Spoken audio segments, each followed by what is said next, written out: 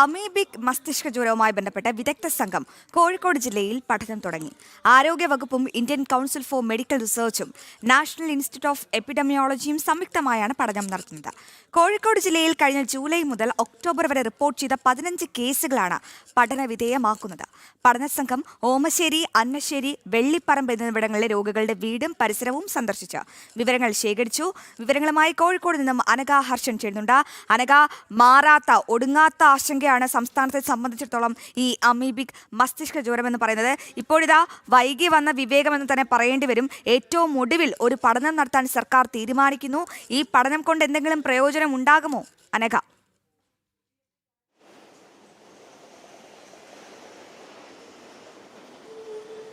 അശ്വതി, കഴിഞ്ഞ ജൂലൈ മുതൽ ഒക്ടോബർ വരെ ഈ കോഴിക്കോട് ജില്ലയിൽ 15 കേസുകളാണ് റിപ്പോർട്ട് ചെയ്യപ്പെട്ടത്. ഈ സംഭവം നടന്ന വീടുകളിലും ആ പ്രദേശങ്ങളിലുമാണ് ഇപ്പോൾ വിദഗ്ധ സംഘം പരിശോധന നടത്തുന്നത്. ആരോഗ്യ വകുപ്പും അതുപോലെ തന്നെ ഇന്ത്യൻ കൗൺസിൽ ഫോർ മെഡിക്കൽ റിസർച്ചും കൂടി സംയുക്തമായി ചേർന്നാണ് ഈ പരിശോധനവും പഠനവും നടത്തുന്നത്.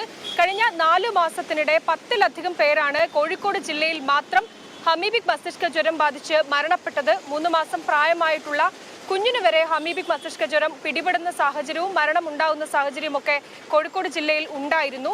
അപ്പോഴൊക്കെ വലിയ ഈ ഒരു വെല്ലുവിളി എന്ന് പറയുന്നത് ഈ അമീബിക് മസ്തിഷ്ക ജ്വരത്തിന്റെ ഉറവിടം കണ്ടെത്താൻ ആരോഗ്യ വകുപ്പിന് ആ ഘട്ടത്തിലൊന്നും തന്നെ കഴിഞ്ഞിരുന്നില്ല. അതുകൊണ്ട് തന്നെയാണ് ഇപ്പോൾ വിദഗ്ധ സംഘം ജില്ലയിലെത്തി പരിശോധന നടത്തുന്നത്. എന്തായാലും ഈ രോഗത്തിന്റെ ഉറവിടം കണ്ടെത്താൻ ഈ പരിശോധനയിലൂടെ നടക്കും എന്നാണ് മനസ്സിലാക്കുന്നത്.